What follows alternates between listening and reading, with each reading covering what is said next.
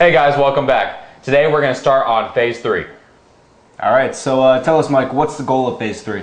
Goal of Phase 3 is basically to develop your core muscles. We want to go ahead and make sure that the belly fat doesn't come back, and in order to do that, we actually build more muscles around your abs, but also around the obliques and your lower back, so this whole waistline area.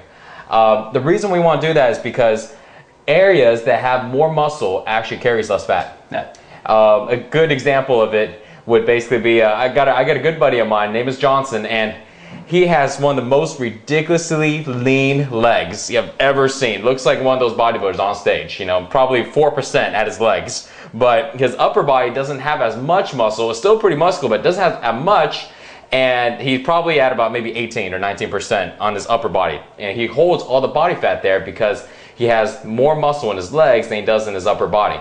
So the whole concept is, let's put more muscle on your abs and around your whole entire core area, so this way the fat doesn't come back. Because we want to go ahead and make sure that we do this one time and you can get that lean six-pack abs and be able to hold on to it for a very, very long time. Yeah, and I think there's another really important secret to getting six-pack abs that a lot of guys don't know about. They don't know that if you build up muscle on an area, it's going to actually prevent fat from coming back. But yeah, you know, it's really key, and yeah, I think that's a big reason why Phase 3 is so important, because first of all, you know, it really like shocks you out of that routine, and second of all, it really it prevents the belly fat from coming back and really gives you the muscular look in the six-pack abs that guys are looking for.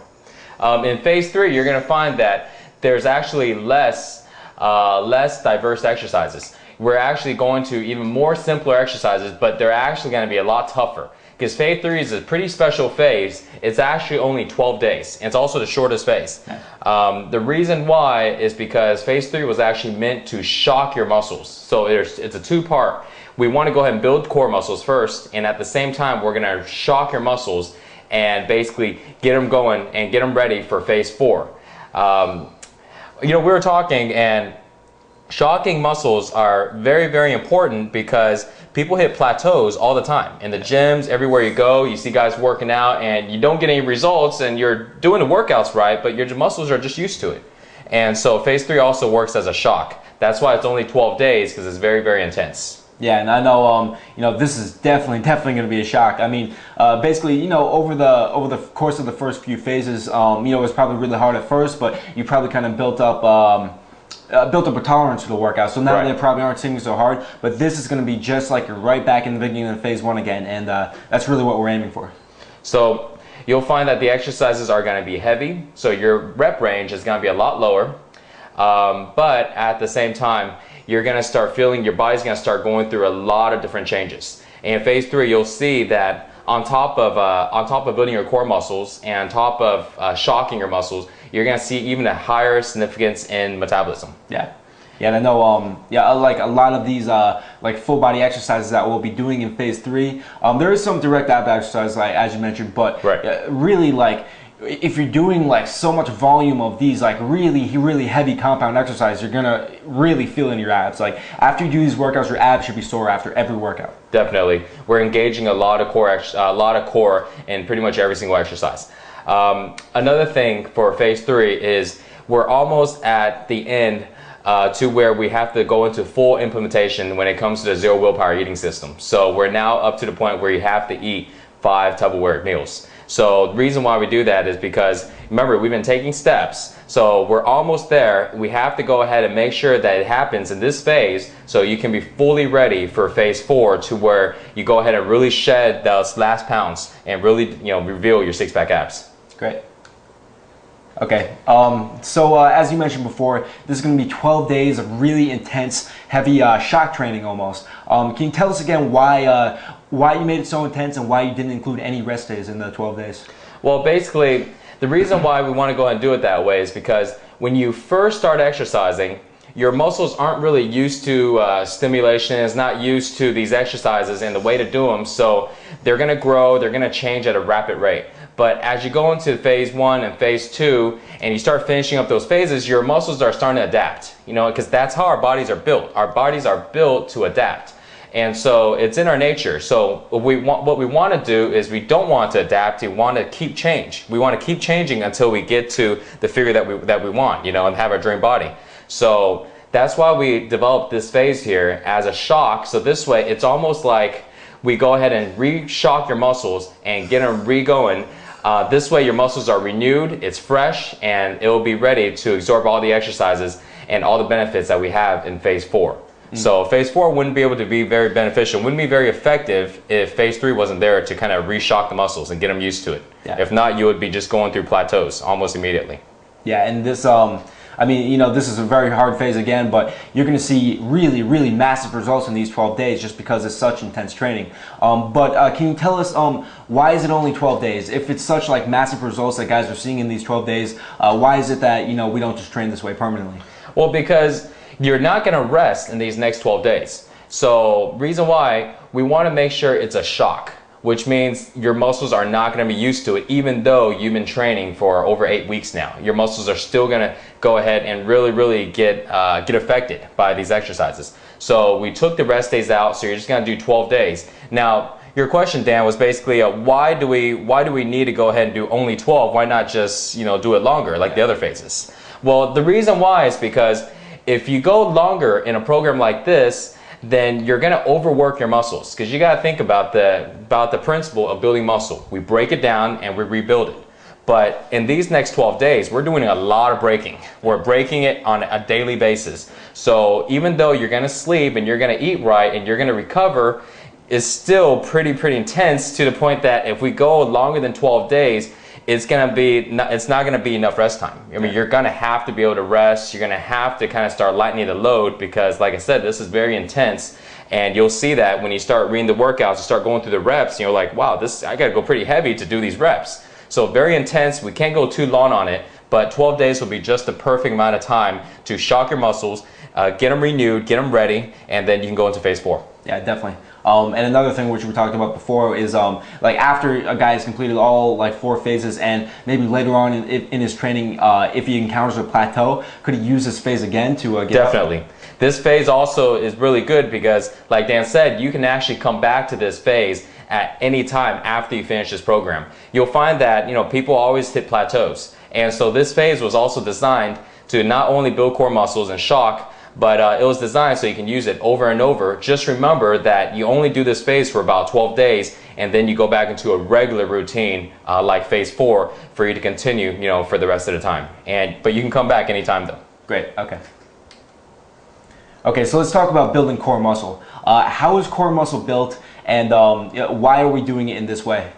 Well, core muscles are built in a lot of different ways, but what is the most effective way is actually doing it to where it's an indirect. And what I mean indirect, that means a good example would be if you're going to do a military press, to where you can either sit on the chair with a back support, and you grab the barbell right here and you lean back like this and you press up, right? Well, you're not engaging your core because they're back support. So you're literally just pretty much resting, and you're just using your shoulder muscles and your triceps. But in this phase, the same exercise is going to be done to where you're standing up off the chair, and you have to go ahead and not have a back support. And when you press the weight up, you'll realize that you have to actually tighten up your entire core area in order to do this exercise. If not, you'll feel like you're going to bend sideways, or you're going to bend back and forth. So it helps you really develop those core muscles right here. Yeah. So at the same time, it makes it a lot more intense,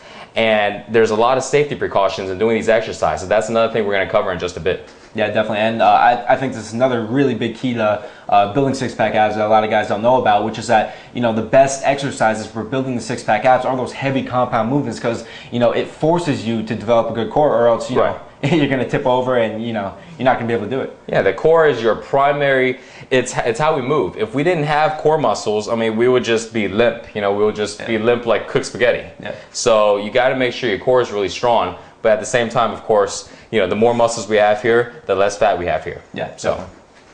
Okay, and let's also talk about, I know there are some direct ab exercises in this phase. How are the direct ab exercises in this phase different than the ones in the other phases? Basically, it's going to be a little harder. They're a little heavier. And you'll find that in other phases, you'll be doing maybe different type of crunches or something to where it's almost more of a cardiovascular aspect. But in this phase, they're simpler and they're going to be very direct. And you'll notice that it's going to be a little harder.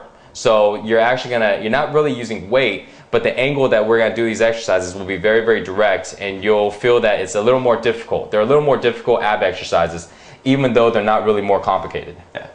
And actually, one other point I wanted to touch on. Now, this is like, again, like a very hard 12 days. If someone wanted to kind of like shortcut this entire process, would you ever recommend they do this before doing phase 1 or phase 2? Absolutely not. Absolutely not. And for a very, very good reason. This phase is designed to basically make sure that you're at a time to where your muscles are a little more developed, your muscles are used to working out and recovery, and at the same time you should have very, very perfect form by now.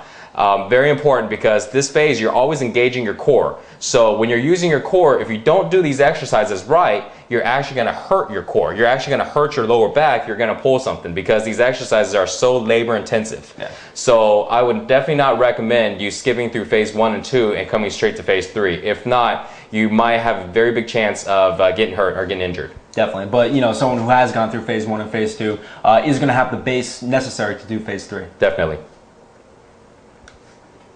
Okay, so let's talk about the total body effect. What you guys expect in terms of their strength increases in phase 3? Well, you increase significantly in strength because you're using multiple muscle groups at the same time. An example would be in this phase. Let's say a front squat press, to where you do a squat and you can hold on to a barbell here in front of you. So when you squat down and you come back up, you would press the barbell up. So in order to do an exercise like that, you have to be very strong in your legs to do the squat. You have to be very strong in your core to be able to hold the weight like this, because you may fall forward or you may fall back. And as you come up, you have to be very strong in your shoulders and your triceps to be able to press it up. Yeah. And then when you come back down, everything has to tighten again.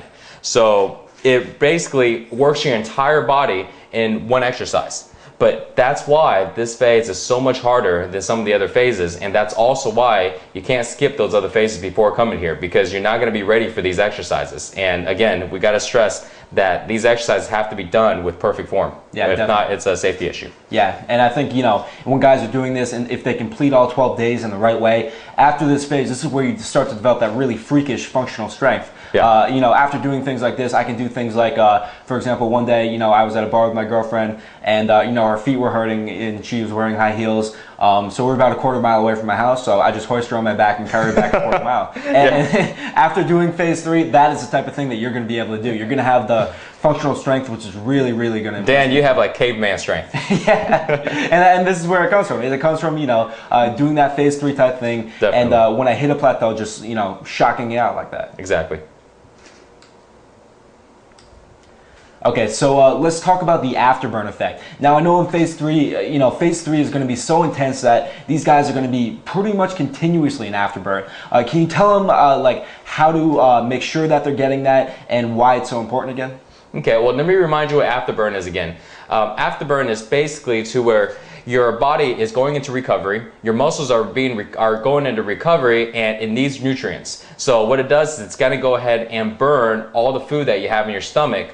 Well, once the food is gone, it's going to take it from your energy storage, which is your fat. So you want to always be in afterburn if you could. So phase 3, you're going to feel the afterburn a lot because A, there's no rest times in phase 3. I'm sorry, no rest days. So you're on a continuous workload. So as something is recovering, something else is being worked. Yeah. So you're constantly, you know, in the afterburn effect. And that's going to be very, very, very good when it comes to burning the maximum amount of body fat. So even though it's only 12 days, but they'll see a significant increase in the body fat percentage decreasing down, and also, like you said, with the strength. Afterburn is going to be very, very significant in this phase compared to some of the other ones. Yeah, and can you describe, like, in detail exactly how guys should feel throughout this phase, like what the desired feeling is after a workout?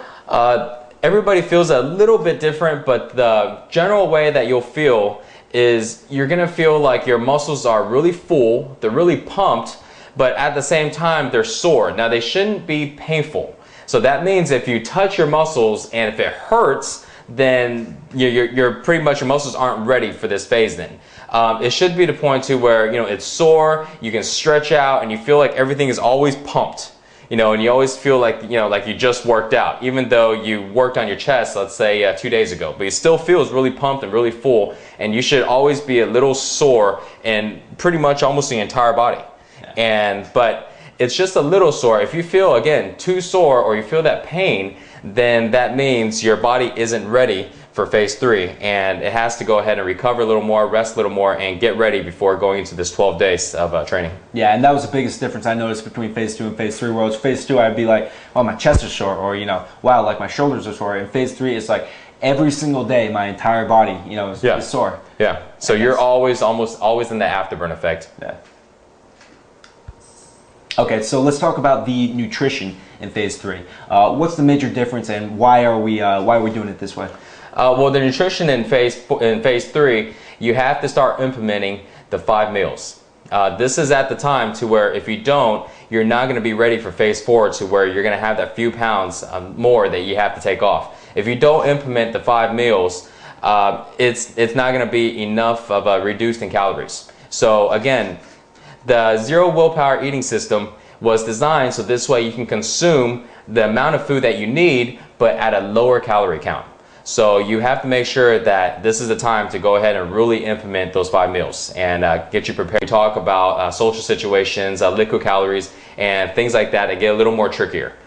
So you definitely got to make sure that's implemented. Yeah, and I have to say that, you know, if you're doing these like really hard workouts, then you really gotta have high quality fuel. I mean, at this point, if you're doing workouts like this and you can do it, then, you know, you got the Ferrari, and you got to put, you know, Ferrari grade fuel in there, or else it's gonna sputter and you're not gonna be able to perform.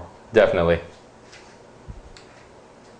Okay, so let's talk about some of the pitfalls to watch out for in phase 3. What are some of the things that might trip guys up here? Well, with the eating transition going into 5 meals from 3, I think that's one that's kind of tough for guys. Yeah. Again, just like we said in the other phases, if you're almost there and you're at 4 meals or maybe at 3 still, you know, don't worry. You know, it's just a stepping stone. Eventually, you need to get to 5, and hopefully, you can do it in this phase before this phase is over. But again, just remember, it's a constant progress. Just as long as you're constantly getting a little bit better, you know, you're on the right track. One thing I need to stress, one of the biggest pitfall in this stage is just making sure that they use good form. Yeah. A lot of guys, when they rush into this phase, you know, they're going heavier, and, you know, the exercises are a little tougher, so they start using sloppy form.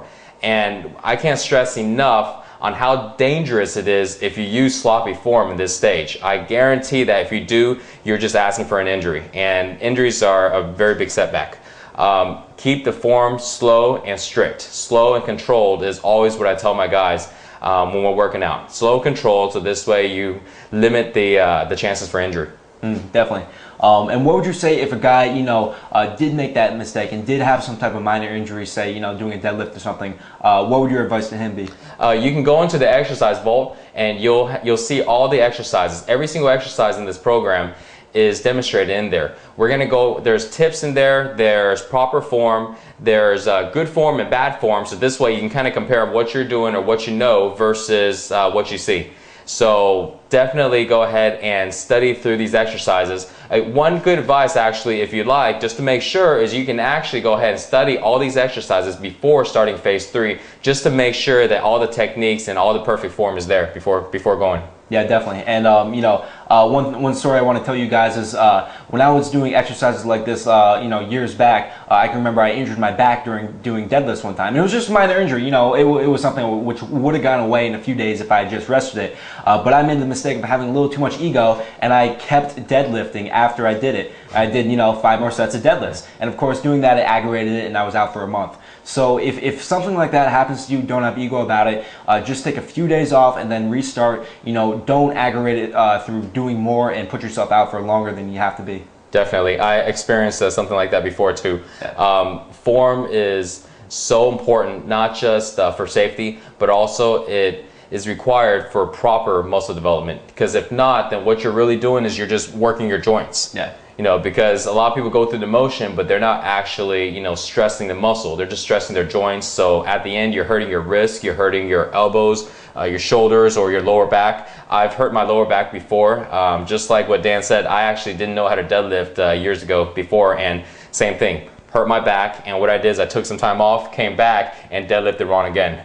And it wasn't until somebody I met taught me how to deadlift the correct way, and I realized, wow, I started questioning all the other exercises I was doing, and years later I found out not all my exercises were correct. So I had to relearn a lot of things. So yeah, definitely take your ego out. Even if you've been exercising for a few years now, sometimes it feels like it's right, and maybe you haven't injured yourself, but if that's the case and you're not doing the exercise right, you're just kind of playing on that thin line, you know. And so always check your form and make sure that you're doing everything right and everything perfect for the safety reason and for proper muscle development. Yeah, and those details of like the form are so important. Those tiny little details that you think don't matter, they really matter a lot. So I mean, if you have to go into that exercise vault and watch, you know, the form for the deadlift, you know, 5 or 10 times, and do it, because if that prevents an injury, it'll be, you know, worth its weight in gold. Definitely, I agree. Okay, so what are some of the other pitfalls and mistakes that guys commonly fall into in phase 3? Well, talking about the form, something else that kind of goes with sloppy form is a lack of focus. Yeah. Sometimes when you go into the gym, you can just you follow the workouts and you have other things on your mind and you're just kind of going through it. But in this phase, because you're lifting so heavy, because the rep range is so low, you have to be 100% focused. And that is going to show in your form. That's going to show also in the strength that you need. Because if you're not all there, you're not going to be able to really perform and give out that 100% that you need to, you know, to get these reps out and to be able to do these exercises to where you're using your whole body. So definitely have to be very, very focused. Yeah, definitely. And I know like the mistake a lot of guys make is that, you know, in phase 2, obviously you still have to be focused, but it's a type of thing where if you were like talking to your friend a little bit or doing this and that, you could still get by with it. And in phase 3, doing this type of thing, this is a real serious workout program. You cannot get by with, you know, like talking to your friends while you're working out and like looking at the wall, and you have to be 100% focused on what you're doing, or else, you know, it's a real safety risk. There's something I want to add, Dan. I think this is very important. During this phase, one key thing to always keep in mind is when you're doing the exercises, you want to keep your core tight. You want to always be flexing your abs. You want to always feel kind of like you're moving almost in like a robotic way. The reason why is because if you move in a robotic way, everything is stiff, everything is controlled. Yeah. But if you move in a loose way, then muscles are loose and they can get injured.